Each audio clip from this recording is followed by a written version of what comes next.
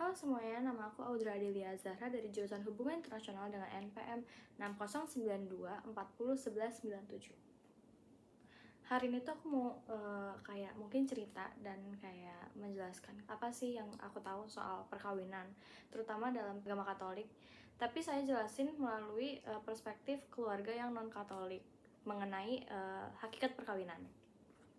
Dari kecil saya tuh selalu belajar tentang kehidupan melalui keluarga saya. Bagaimana kayak keluarga itu nggak melulu ceritanya mulus. Kehidupan berkeluarga itu sendiri tuh pasti ada yang namanya konflik atau pergesekan pikiran dan pendapat antara satu orang ke satu orang lainnya, entah itu orang tua saya atau saya dan kakak saya ataupun saya dan orang tua saya.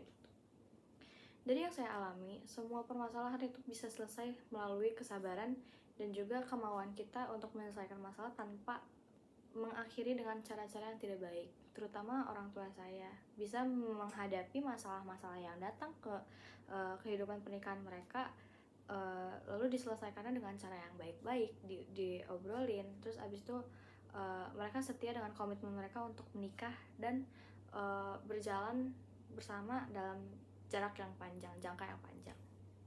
Dari yang saya pelajari dari keluarga saya sendiri, saya tuh tahu bahwa kehidupan pernikahan tuh memiliki tanggung jawab yang sangat besar dan juga kemauan yang harus muncul dari dalam diri kita sendiri, tanpa memikirkan kayak memfokuskan atau membesarkan ego kita terlalu besar sehingga malah jadinya jomplang dan tidak balance gitu. Jadi intinya pernikahan itu tuh harus ada titik balance-nya antara satu orang dan dua orang sehingga gak ada yang namanya bakal ada kayak pergesekan yang bisa berakhir ke perceraian atau hal-hal yang tidak diinginkan lainnya.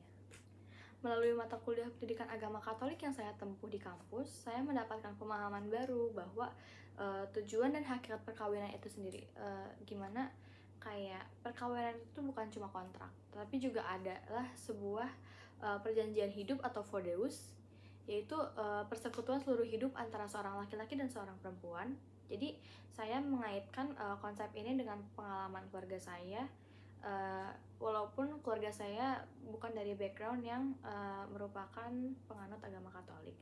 Namun saya juga bisa relate dari bagaimana orang tua saya tuh telah menjalani perjanjian hidup melalui kesetiaan dan juga komitmen mereka untuk tetap bersama dalam berbagai situasi, entah itu senang maupun sedih.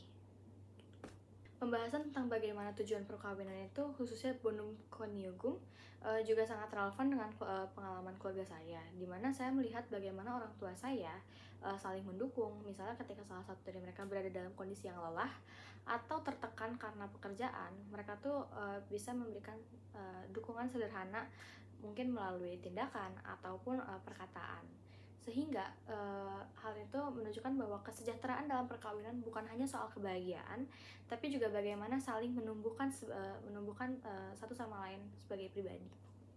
Selain itu, tujuan perkawinan yang berkaitan dengan bonum prolis juga saya bisa lihat secara nyata dalam kehidupan keluarga saya. Bagaimana orang tua saya itu berusaha mendidik anak-anaknya dengan nilai tanggung jawab, kedisiplinan, dan juga saling menghargai. Dimana mereka mengajarkan tuh bukan hanya melalui kata-kata, tapi juga melalui tindakan lewat kegiatan sehari-harinya. Dari situ saya juga menyadari bahwa membesarkan dan mendidik anak itu merupakan tanggung jawab yang sangat besar dan juga membutuhkan komitmen jangka panjang dan juga pengorbanan. Meskipun saya bukan dari agama Katolik dan keluarga saya pun bukan dengan background agama Katolik, tapi saya tuh mempelajari bahwa perkawinan Katolik itu memberikan nilai yang jelas untuk memahami perkawinan sebagai panggilan hidup dari Tuhan. Perkawinan itu bukan hanya sekedar kepentingan pribadi, tapi juga membangun relasi yang berorientasi pada kebaikan bersama dan juga bagaimana masa depan keluarga itu sendiri.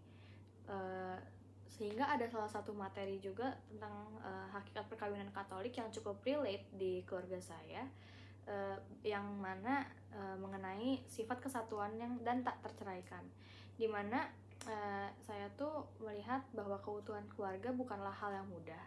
Namun hal ini tuh dibutuhkan komitmen yang jelas dan juga komunikasi yang jujur. Selain itu juga ada kesediaan mengalah demi kebaikan bersama, sehingga nilai-nilai ini saya bisa secara nyata dalam perjuangan orang tua saya bisa dilihat gitu, uh, bahwa perjuangan mereka tuh ada untuk mempertahankan keluarga agar tetap utuh dan juga uh, siap untuk menghadapi tantangan ke depannya. Melalui refleksi ini tuh saya semakin sadar bahwa kehidupan berkeluarga apapun latar belakangnya, entah agamanya atau sukunya, intinya pernikahan itu sendiri tuh butuh kesiapan untuk mencintai dan juga dicintai secara dewasa dan juga bertanggung jawab. Selain itu, kedepannya juga saya ingin mempersiapkan diri untuk membangun relasi yang lebih dilandasi oleh komitmen dan juga komunikasi yang terbuka, agar kedepannya bisa mungkin ada kedepannya saya ada rencana untuk menikah, juga bisa kehidupannya berjalan dengan lancar. Lalu nilai-nilai dan tujuan dan hakikat perkawinan yang saya pelajari dalam mata kuliah agama Katolik itu, walaupun saya bukan berasal dari agama yang terkait, namun hal baiknya bisa saya petik agar bisa memaknai kehidupan saya berkeluarga untuk kedepannya, dan juga gimana saya menjalani hidup dengan penuh kesadaran, tanggung jawab, dan juga kasih. Terima kasih.